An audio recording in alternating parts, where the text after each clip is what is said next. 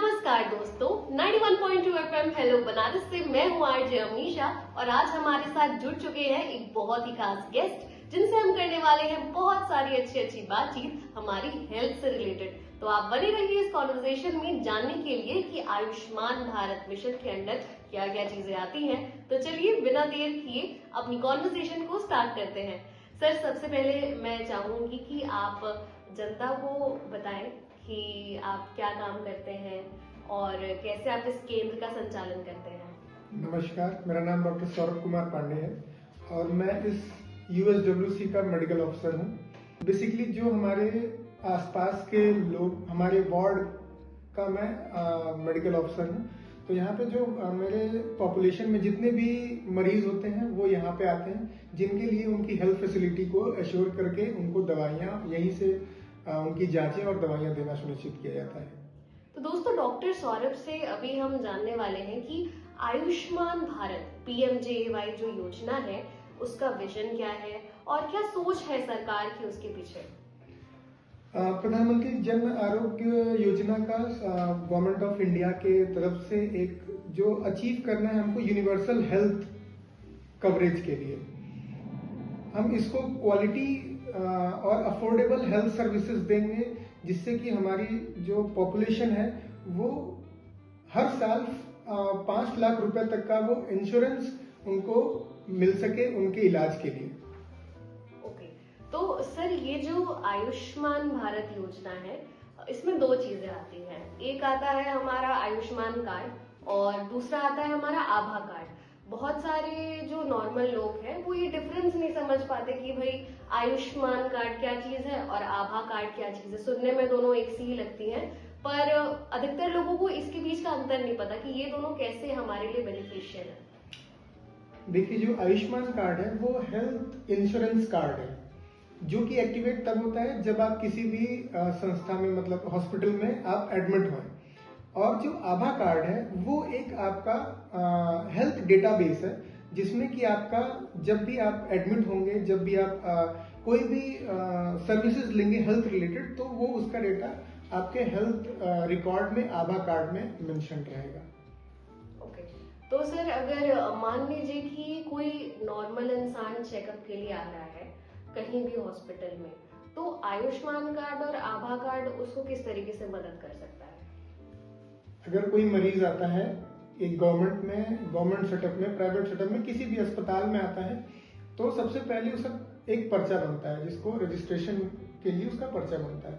उस पर्चे में आयुष्मान कार्ड जरूरी हो, ये मतलब एक्टिवेट हो जरूरी नहीं है, उनका आभा कार्ड से वो बनता है पहले उसका पर्चा। तो जब वो अपने पर्चे पे लिखा रहेगा तो उसका एक डेटाबेस होता है कि इस फला दिन को, फला तारीख को वो इस डिपार्टमेंट में, इस हॉस्पिटल में गया था, तो उसका एक डेटाबेस तैयार होता है। और आयुष्मान तब एक्टिवेट होता है जब उसको किसी एडमिशन के बाद की जो उसको सुविधाएं लेनी है अस्पताल में, वो आयुष्मान कार्ड तब उसको फिनेंशियली हेल्प करता है up to 5 lakh rupees. Okay, तो सर आयुष्मान भारत स्कीम है, उसके अंदर कौन कौन सी ऐसी बीमारियां हैं जो कवर होती है। बहुत सारी बीमारियां हैं, लेकिन वो बीमारी ऐसी होनी चाहिए जिसमें कि आपको एडमिशन की जरूरत पड़े।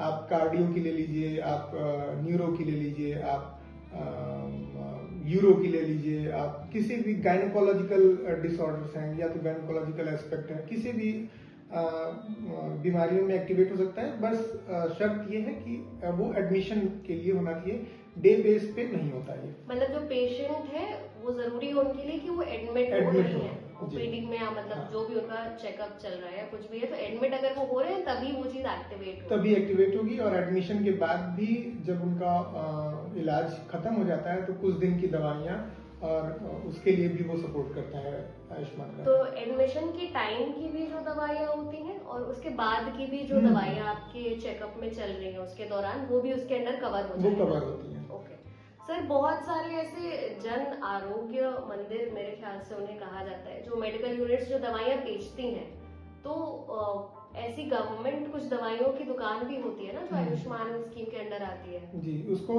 प्रधानमंत्री जन औषधि केंद्र कहते हैं। जन औषधि केंद्र, हाँ, वहाँ पे मार्केट वो जेनरिक दवाइयाँ मिलती हैं। तो आप जो मार्केट में ब्रांडेड दवाइयाँ की जो मूल्य होती हैं वो उससे 50% से लेस भी और सस्ते में वहाँ पे वो अवेलेबल कराई जाती हैं कि नॉर्मल जनमानस उस दवा का उपयोग कर सके और बेसिकली पैसे में उनको महंगी दवाइयाँ ना खरीदनी पड़े, जिससे उनका उपचार लंबे समय तक अगर जो दवा की जरूरत है तो वो चलता रहे, रुके ना। ये भी एक बहुत अच्छा गवर्नमेंट ऑफ इंडिया का विजन है कि अगर आपकी जो इलाज चल रही है डॉक्टर से प्रेस्क्राइब्ड जो भी दवाइयां आपको मिली है वो आप अपने नजदीकी जन औषधि केंद्र से जाकर ले सकते हैं। और ये मेरा ऑब्जर्वेशन है कि जो जन औषधि केंद्र है वो हर नेबरहुड में कहीं ना कहीं होता ही होता है, जो भी एरिया अंडर आता है उसके। और सर मेरा ये जो नेक्स्ट सवाल आपसे ये है कि जो प्रोसेस होता है आयुष्मान कार्ड को एक्टिवेट करने का, तो मतलब उसमें क्या डॉक्यूमेंट्स लगते हैं? जैसे हॉस्पिटल में जाएंगे तो हमसे क्या क्या चीजें मांगी जाएंगी?